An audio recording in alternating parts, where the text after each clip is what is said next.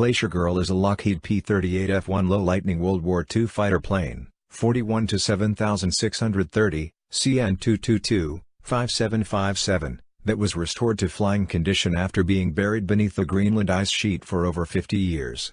Operational history. On July 15, 1942, due to poor weather and limited visibility, 6 P-38 fighters of 94th Fighter Squadron/1 St. Field Goal and 2 B-17 bombers of a bombardment squadron were forced to return to Greenland en route to the British Isles during Operation Bolero. The aircraft were forced to make emergency landings on the ice field. All the crew members were subsequently rescued.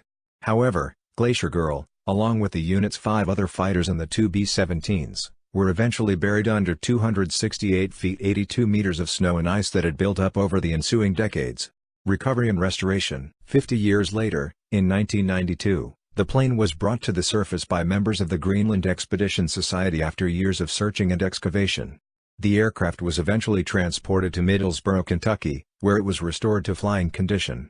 The excavation of Glacier Girl was documented in an episode of the History Channel's Mega Movers series, titled Extreme Aircraft Recovery. The Lightning returned to the air in October 2002. On June 22, 2007, Glacier Girl departed Teterboro Airport, New Jersey in an attempt to fly across the Atlantic Ocean to Duxford, England to complete the flight it had begun 65 years earlier.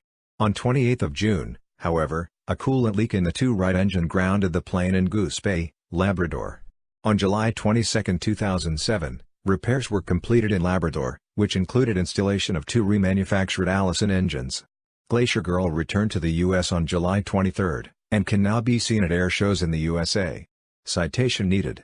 In 2007, Glacier Girl was sold to Lewis Energy's CEO, Rodney Lewis. Return mission in 2016. In April 2016, a team en route to the crash site in Greenland and under the guidance of veteran pilot and explorer, Rod Sheardown, was interviewed while at the airport in Saint-Hyacinthe, Quebec, Canada regarding plans to recover a second P-38.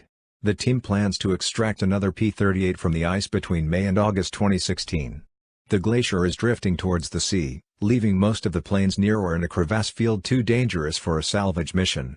Led by entrepreneurs Ken McBride and Jim Salazar, the group of a dozen Canadian and American explorers who have been working on the project since 2010 will attempt to extract the P-38 Echo, piloted by Captain Robert Wilson and the second plane of the squadron to attempt landing, and donate it to a museum. Wilson's P-38 was the first to land wheels up after the first P-38, piloted by Brad Manus, flipped over when the front gear penetrated the ice on rollout and collapsed. The rest of the squadron successfully landed wheels up.